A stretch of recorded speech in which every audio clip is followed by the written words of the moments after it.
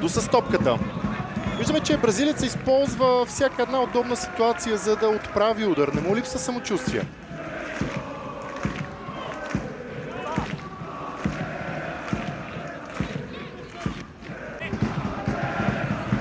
Сега ще има кратка пауза на играта, за да могат двата отбора да се освежат. Стана въпрос по-рано от температурите. Отказва от намерението си да комбинира с Николай Златев. Мазир Сола с хубав удар, спасяване на Петър Маринов.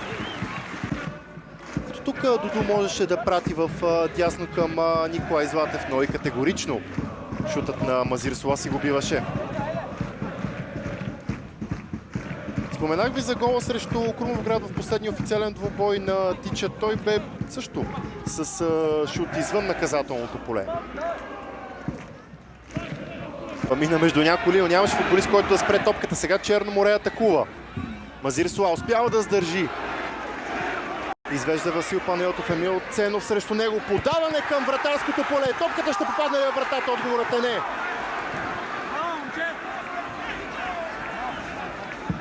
Това бе, може би, най-добрата ситуация за домакините в матча. Много хубаво бе подаването на Васил Панайотов. Николай Златев на два пъти имаше възможност да порази вратата на ЦСКА 1948. Мазир Сола ще центрира. Тук и неговото подаване ясно и категорично ас от Петър Маринов, който лавя топката. Той стреля, топката попада в Петър Маринов. Уеслен, 1-1 срещу Симеон Василев. Бразилеца успява да играе с топката. Удар. Пореното спасяване. Всъщност Васил Панайотов ще бъде един от хората, които ще атакуват пред Петър Маринов, който сега успява да улови точно. Лекарски екип на червените е готов да се появи на терена. Ще стисне Зави Маринов и ще вкара сега топката в игра. Бе на върха на това подаване. Черноморе не се предава. Петър Маринов, категоричен господар на ситуацията. Лично аз не бих се изненадал, ако точното е преодолян от Иванович. Трябва да възстанови позиция Бидунга. Опасност пред българската врата. Отлична намеса. Превъзходни действия от Петър Маринов, за да запази нулевото равенство.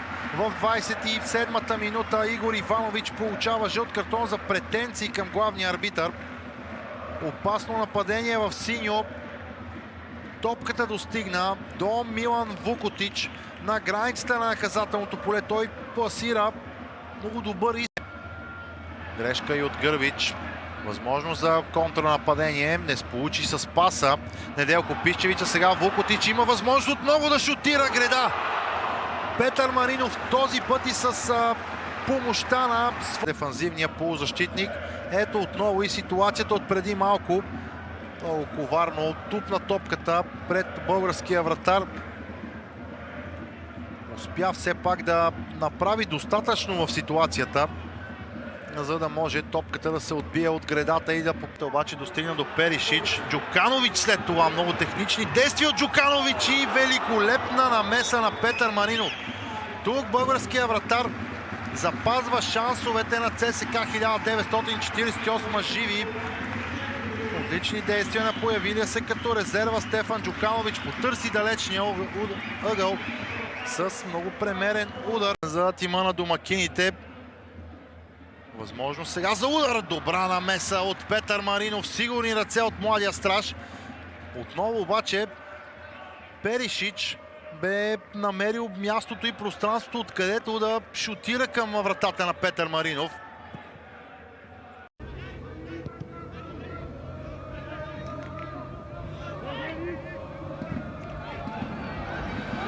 Това е възможността за Пафос, която обаче много бързо е елиминирана от Петър. Скоро е не чак толкова точно изказване, тъй като няма нито един човек от Кипър в 11-торката, но все пак това е не чак толкова важно. Удар и пак спасяване на Петър Маринов. Успя младия вратар да избие този шут. Опасността обаче остава, пак той трябва да се намесва и го направи Петър Маринов с добро излизане. Но Муамер Танкович доказва защо е сочен като най-класния футболист на Пафос. Терен.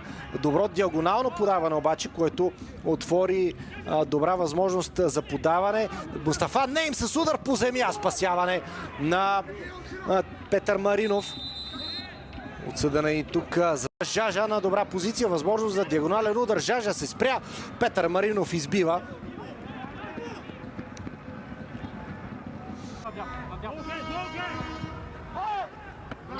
Без проблеми за Петър Маринов при това центриране.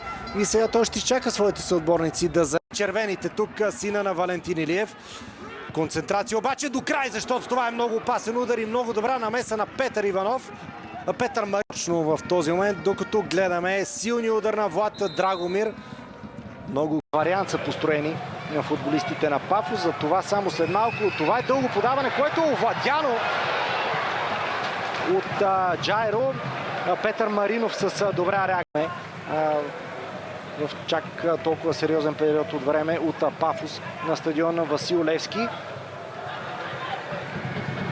С доста по-изнато е поставена топката при изпълнение на корнера. Пилеас.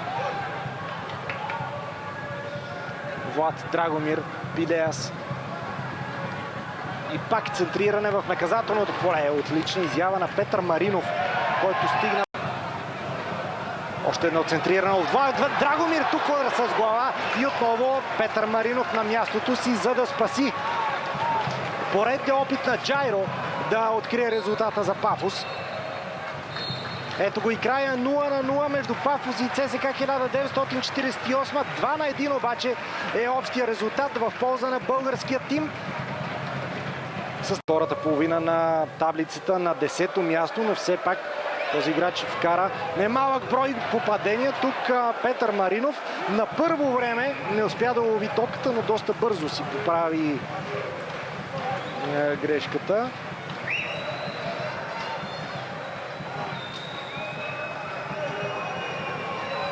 Мариус Илия с мачове от тази година в ЦСКА 1948. Домакините атакуват отново Жажа. Този Жажа, който толкова много тормози български отбор през двата мача. Отново спасяване. Топката между трима. Нямаше и той какво да направи. Влад Драгомир с центриране. Петър Маринов отново до цели 5 минути бяха назначени от главния съдия. Сега това е добра възможност за домакините, която обаче е отразена. Или поне до тогава, когато е ясно, че ЦСКА 1948 ще продължи напред. Играчите на Валентин Илиев. ПП, поредно центриране. Трябва да излезе Петър Маринов. Направи го. Много добро боксиране от страна вратаря. Мерки, привличайки Карло Томашец, хърватски защитник, роден през 2004 година, юноша на Динамо Загреб, който обаче днес не попада в групата на своя отбор. Там е Раян Бидунга. Играта бе спряна заради игра с ръка на футболист на Локомотив София.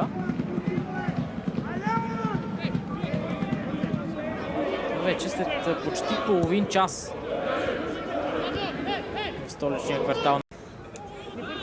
Играчите в халфовата линия на ЦСКА този проблем за Локомотив София с представянето в домакинствата. Като цяло Маринов още една такава след това от Теодор Иванов. Бруно Франко решава да стреля Бруно Франко и отново спасяване. Ето е най-чистата ситуация. Траоре може да центрира и го прави. Изстрел след това от въздуха. Акробатично изпълнение от Селсо Рапосо, който трудно за изпълнение от Селсо Рапосо. Той добре все пак се ориентира, че топката лети балонно нависоко и има шанса да се изправи и да се опита да я атакува отново, но след това го направи по меко казано недобър начин срещу Петър Маринов, който бе в много по-добра позиция. Валентин Илиев отново ще погледне към на свой ред, също не успя да стигне до чисти положения. Така че много, което двата отбора да ни покажат. Играта продължава. Минчев. Пазва в предни позиции, пресечено. Един от последните опити за гостите да стигнат до равенство в резултата през това първо полувреме. Петър Маринов лови топката в ръцете си, няма да бърза да я изпи в червено и бял Карл Фабиен. Вече в наказателното поле играчът с номер 11. посредством пиротехника. Вероятно опитват да вдъхнат кураж на своите любимци. Тумбак с подаване. Топка в ръцете на Петър Маринов. 38. Начинът, по който Ертан Тумбак достави мечтаната топка за футболист на позицията, на която бе Куентин Зеедорф. Първият точен изстрел за Славия отчитаме в заключителните минути на този двубой. Той можеше да бъде и превъдави главата си на пътя на топката. Минчев. Добро е неговото подаване. Важна намеса от страна на Петър Маринов. Удар на Бран Пере от дистанция, спасяване на Петър Маринов. Топката се тупна много коварно, точно преди да стигне до него.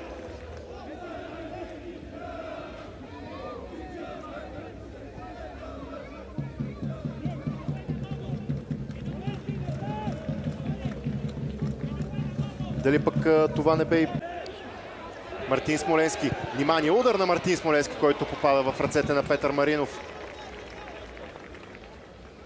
Видели сме и преди Смоленски да бележи голове от дистанция.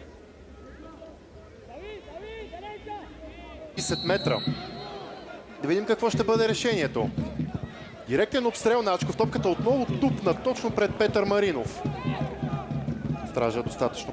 Продължава мъжката битка между Бран Пере и Реан Бидунга. Перфектно движение на топката от страна на домакините. Решаващо излизане на Петър Маринов. Ето едно много добре организирано нападение от страна на врачани.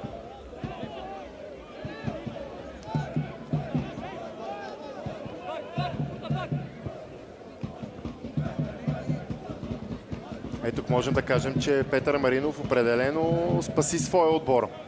Тъй като Генов щеше да достигне до топката. Виждаме и спасяването на Петър Маринов от преди малко.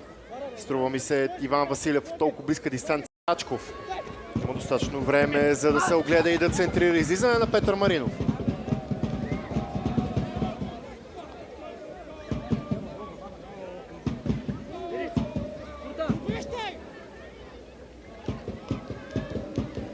Скорост и физическа мощ се възползва по-успешно от подобни ситуации.